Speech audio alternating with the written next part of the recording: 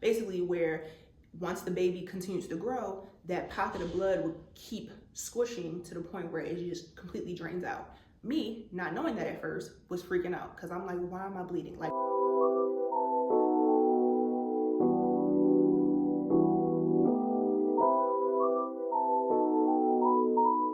hey guys, welcome back to the Chase Family channel, where you guys get a glimpse of our family, where we give you some marriage and motherhood advice, and where we give you some skincare, hair care, self-care, and some cooking tips, all wrapped in one. So for today's video, we're going to talk about some of the concerns that I had during my pregnancies, my first one as well as my second one. Before we get into that video, make sure you subscribe and click that notification bell so you never miss when we post a video. All right, so with my daughter, she is my oldest, she's almost 7. At that time when I was pregnant with her, mind you, I didn't even know I was pregnant, child.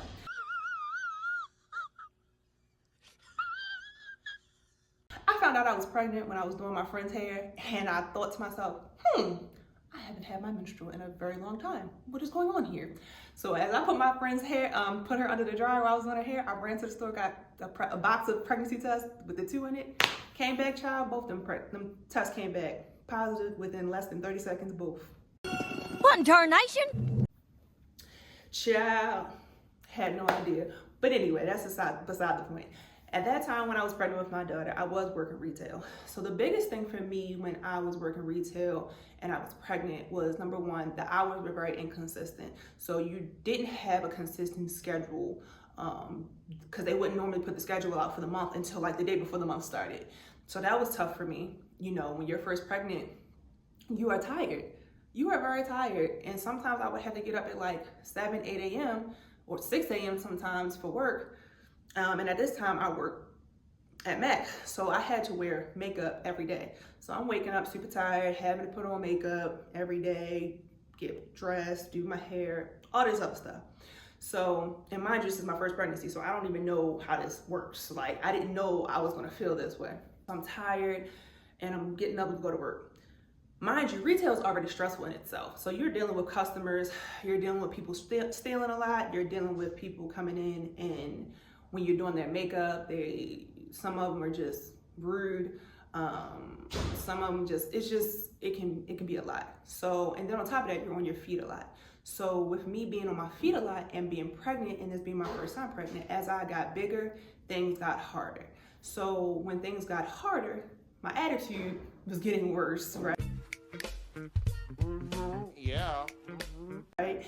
So that was a huge concern for me, being on my feet a lot. So it would be, by the time I hit like, mind you, I didn't really start showing till I was probably like 4 or 5 months. Like the 20-week mark, I probably was starting to show. By the time I hit like 8.5 months, baby, my feet were hurting. My dogs are barking today. I was tired. I was sitting down like every like half an hour. Which is tough too because you have to service customers. It's not a job where you can just sit there and talk to people. No, you have to get up, you have to walk around, service customers, try to sell stuff, hit a certain sales point, all this different stuff, sales goals, all the different stuff. So boom, that was one concern. Second concern was when right before I was about to go on maternity leave, they did a restructuring of the company, which means that I was at the time a full-time artist. I was a full-time sales associate and artist. So that means I was getting benefits. They did a restructuring of the company probably like a couple weeks before I was going on maternity leave and said, hey, we have to cut your hours, which means that took away my benefits. You cannot be for real. Oh my God, you for real. So y'all telling me I'm about to go on maternity leave, don't have any benefits for me or my incoming child, my soon to be here child. What?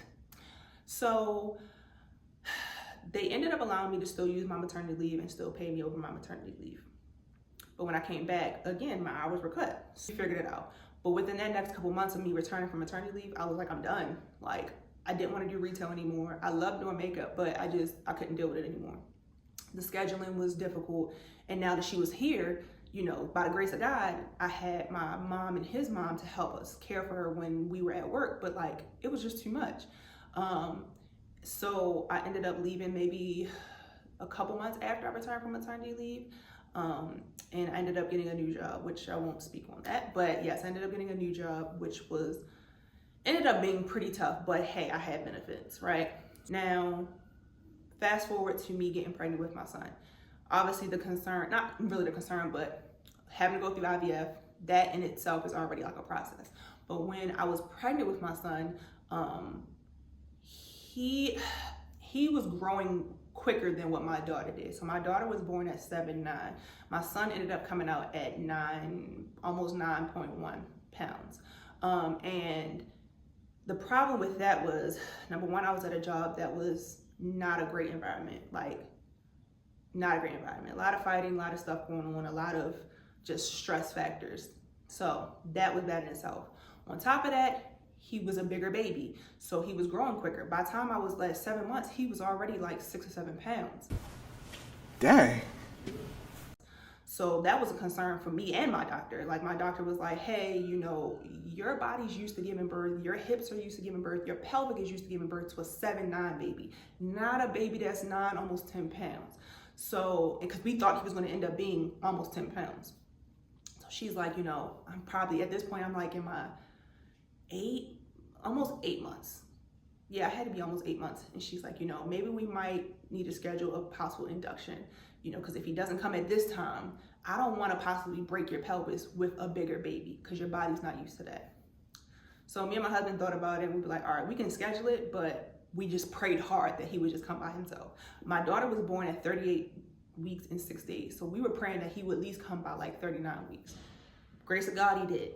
But anyway, that was one concern. Another concern was I was having a lot of back and leg issues. So I was having sciatica, which I had with my daughter, but my back was hurting way worse. Like my daughter, when I was pregnant with my daughter, I don't remember my back feeling the way my back felt with my son. Oh, I'm hurt. Oh, my neck, my back, my neck and my back. Oh. So I'm sitting there having to go to chiropractors now.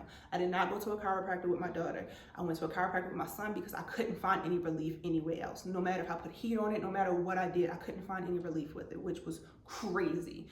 So that was a concern because I'm like, even though people kept saying it's okay to do chiropractor work while you're pregnant, I still was nervous. Like my first couple appointments, I was like, I don't know if I should be doing this. But lo and behold, it ended up working out. I ended up doing chiropractor work from, I can't remember. I did it for at least 2 or 3 months out of my pregnancy with him. And it helped here and there. It definitely helped a little bit. But towards the end of my pregnancy, it was hard to make it to those appointments. So I stopped going. They say that it's supposed to help with your labor and delivery. I didn't really see a difference. I gave birth to both my kids naturally with no medicine. So it sucked either way. I'm gonna just keep it 100 with you. I would rather this be real. You know what I mean? Keep it real. Yeah. Top of that, the last main concern with my son was the bleeding. As I mentioned, I don't know if you guys watched my other video about my story time for IVF, but in that story, if you didn't see it, go watch that video. In that video, I mentioned that I had a subchorionic hemorrhaging, meaning that there was like a pocket of blood between my uterus and I think she said between my uterus and something else, basically where once the baby continues to grow, that pocket of blood would keep squishing to the point where it just completely drains out. Me, not knowing that at first, was freaking out because I'm like, why am I bleeding? Like one night I had like a gush of blood and I thought I peed on myself. I went to the bathroom and it was blood and I was like, oh my God. But it was a gush and then it stopped. So I'm like, okay, I don't think this is a miscarriage because I don't feel any cramping and the bleeding stopped.